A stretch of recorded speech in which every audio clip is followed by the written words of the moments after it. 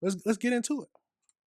Talking about there's no such thing as even fist fighting for these kids anymore. It's straight to threatening with a gun. What It's did I straight say? to threatening with a knife.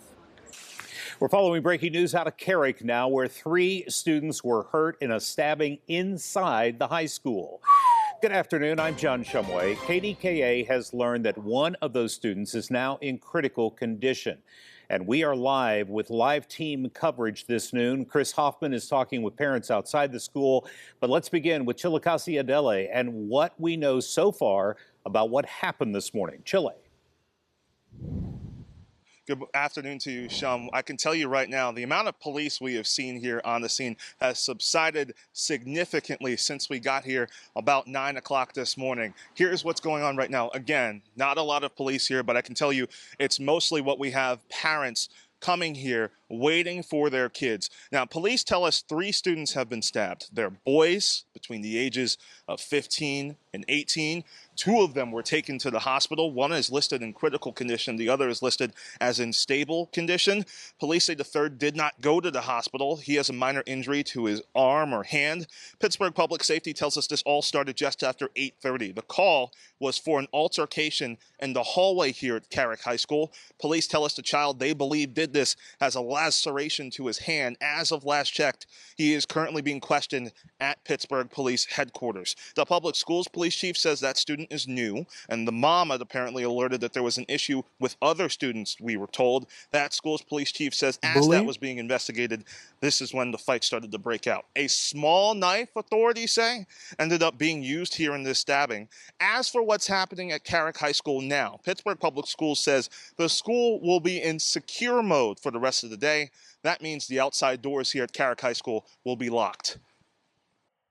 The school is keeping classes on, but obviously parents have the option to come and pick up their students at any time. But if there are any details, further details about that, I would direct them to the school. And we have seen students, again, coming here to pick their kids up. I can tell you, we did see 2 people being taken into police cars earlier this morning. One was being walked in handcuffs. The other was not. We do not know for sure right now if any of them are the person police believe did this. We're working to try and confirm that information. Police say, though, they are looking for video that students may have taken leading up to that altercation, with the altercation happening, during it, and afterwards. Of course, anybody who knows a high schooler in the modern era, has kids to go to high school, know that if there's ever an altercation like this, a lot of them will pull out their phones and start recording. So police, of course, saying that this is going to be very crucial to their investigation right now. But right now, I can tell you there are some very relieved parents within these past couple hours who've been able to come up here and get their kids and take them home for the day. Shum, back to you. All right, Chile, a lot to learn as we continue today. And our Chris Hoffman is also outside Carrick High School, where as soon as word spread about this attack, concerned parents started to arrive. Chris.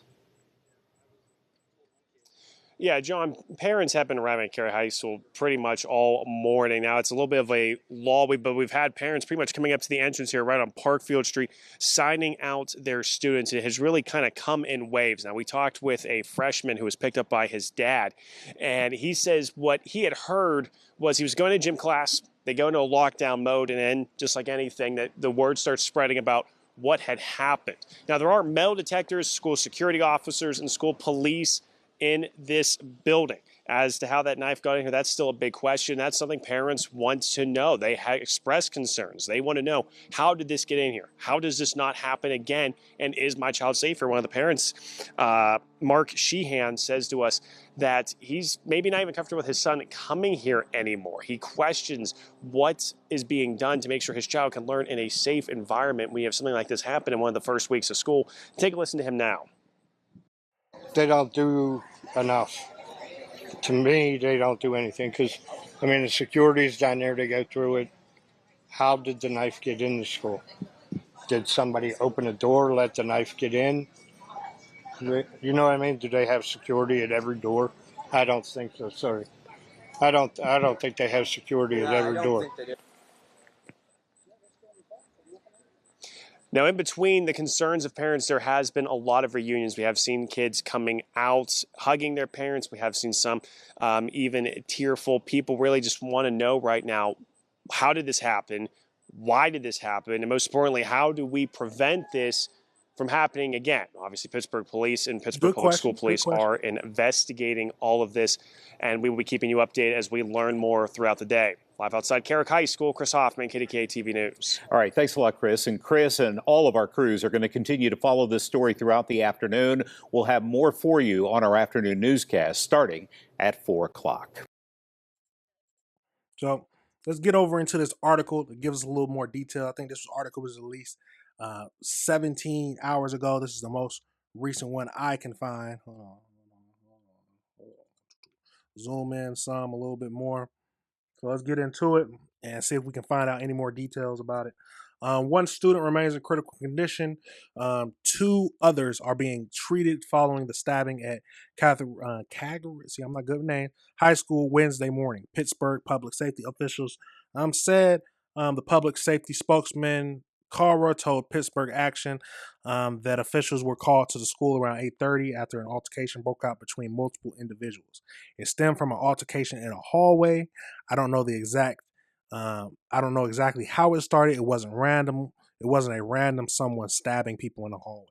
According to the criminal complaint obtained by the Pittsburgh Action News, a 16-year-old Anthony Tanton was detained in a nearby classroom and later taken into custody by police following the incident.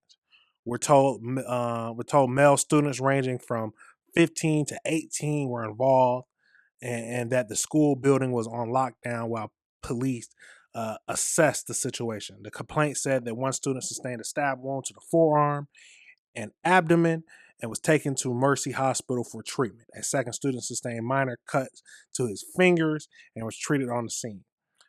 Third student, the complaint continued, was stabbed in the abdomen and was taken to Children's Hospital. They were later reported to be in critical condition. Tanton also sustained a minor cut to his finger and was treated on the scene before being taken to the Pittsburgh police headquarters. The following incident, officials said a kitchen knife with a broken blade was recovered from the inside of the classroom near the incident occurred. So was it broken when he brought it, or was it broken during the incident? Those are some questions. Pittsburgh police detective, according to the complaint, later visited the student at Mercy Hospital, where they discovered that part of the blade had become lodged in his elbow. Oh my God, during the altercation.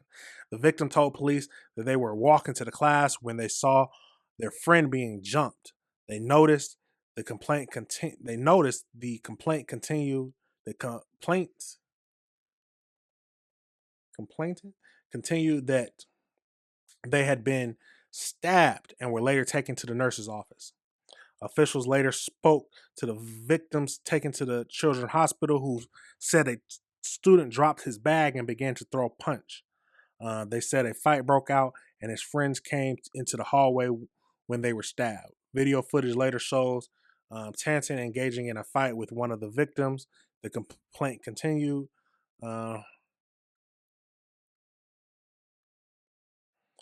Police later spoke to Tanton, who said that he had been in a texting thread with students in the school who he said had made threats against him 3 weeks prior to the incident. He then said he had taken a knife from his home and placed it in his backpack and later his hoodie pocket when he walked through the hallways. He then told police he saw the individuals involved in a group chat, said an argument broke out between them.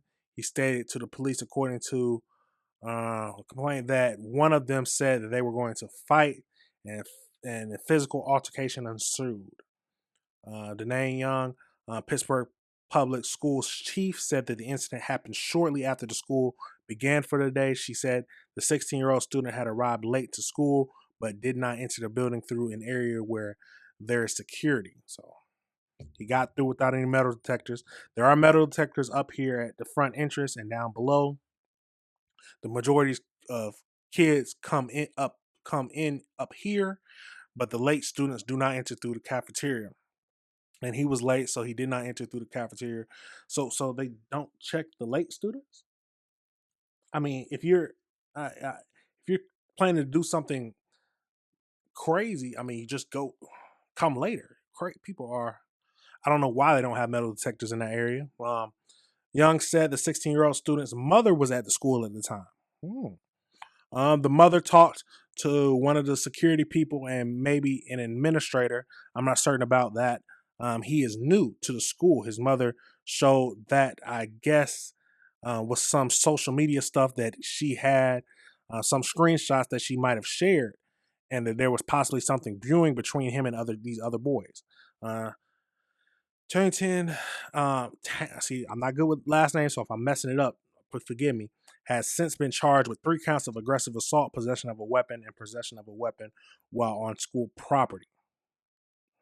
Violent crime unit detective arrested him in connection with the incident. He has been charged with those counts. Hours after the stabbing, the school principal sent a letter to the parents saying that the school will transition to remote learning for the remainder of the week. On Thursday, September 25th, students will participate in synchronous remote learning, where students will follow their class schedule and log into class through Schoology. The letter continued to saying on Friday, September 26th, students will access class materials and complete assignments through Schoology on their schedule. Let's see. We apologize for the delayed notification regarding today's incident. Fletchwell said these delays were necessary to accurately assess all moving parts of the active situation and ensure safety of the students and staff. We're committed to providing transparency, relevant, and timely information as we navigate this incident. So let's get over into. So it seems like X, formerly known as Twitter, is going to have. So that is what he looks like. That's what they're saying he looks like. So overall, it looks like the situation at this high school stems from something online. People were making, that's what he said. He said they were making threats. Looks like the mother actually had screenshots of this. We're not sure. We don't know if they'll ever release that or not. But they got screenshots of them making threats. For some reason, he decided to bring a knife to the school. That's the first problem. Why are you bringing a weapon? If you have an altercation with a student, tell someone. I never agree with violence or anything like that. But yeah, tell the teacher, tell the supervisor, tell them that they're making threats against you. Show them the text messages. Don't just take it into your own hands by bringing a knife and stabbing someone. Now, I don't know how the whole incident started. Was there a fight? It sounds like they had a verbal altercation, and then they started to fight. And then I guess instead of using his hands, he pulled out a knife. We don't know for sure, but that is what is looking like based on the news report and the video that we just watched. At the end of the day, I don't know what was happening between these two students, but there's no need to bring a knife to the school. First of all, that should be obvious. Now, do I think that they were bullying him or anything? I don't know. I don't know if that's what the whole text messages, that the screenshot that the mother was trying to show to the administration. Were they bullying him? But no matter, like I said this with the Anthony, the Austin Metcalf stabbing back a couple months ago. Even if they were bullying him, I've been bullied in school before. My first thought wasn't to bring a knife to the school and get them back, or even if they threatened to fight me. No. If they actually did try to touch me, then yeah, we'll be fighting, fist fighting. But my thought would have never gone to bring a weapon. It would have just been, and my thought would have never gone that they would bring a weapon. My thoughts would have been, oh, okay, we're gonna have a fist fight. I don't want to fight, but hey, if they swing at me, I got to do something. Kids are more nowadays than don't want to fight. They don't want to get into a fist fight. I don't like the people who say, because same thing with the Anthony Carmelo and the Austin Metcalf stuff. People were like, well, he should have never touched him. Come on now. They're in high school. There's been that was my last fight, was in high school. It wasn't anything to where you should have to worry about meeting someone getting stabbed in school. No, or at a school event. anything like that. It's a crazy time we're living in, y'all. It's a crazy time we're living in, and we got to be careful. We have to be careful. But that is what's the most updates for this high school shooting. Tell me your thoughts. Tell me if you disagree with anything I said. But be careful, y'all. Be careful, y'all. Teach your kids to if they're being threatened, tell someone. Especially don't bring knives to school. That should be one of the first things. Don't bring weapons to school in general. Tell someone. Don't be afraid to tell somebody. Don't think it's going to make you any less than of a man, or however you want to feel. To tell a teacher that something like this is happening, someone's threatening you, because that's their job, is to protect you. And teach your kids not to be bullies. Because yes, he should have never done anything like this, and we don't know if they were bullying him or not. But in the past, we've seen different things where bullies who had enough end up going and doing something at the school. I will never agree with that. No, I will never agree with that. But all this could have stopped if the person was never bullied. There's no need for bullying. There's no need to be bullying anyone. Why are you bullying them? What's the point? Because you feel like you're over them or something like that? But my whole thing is there's no need for violence. There's no need for violence. And we need to just be rational and reasonable around each other. I know that kids will naturally get into fights, but you don't expect them to pull up a knife and stab or shoot someone. Absolutely crazy, y'all. Let me know your thoughts. And like I always say, let me know if you disagree with what I said. Let me know if you disagree with what I said. All right, everybody, remember this is AC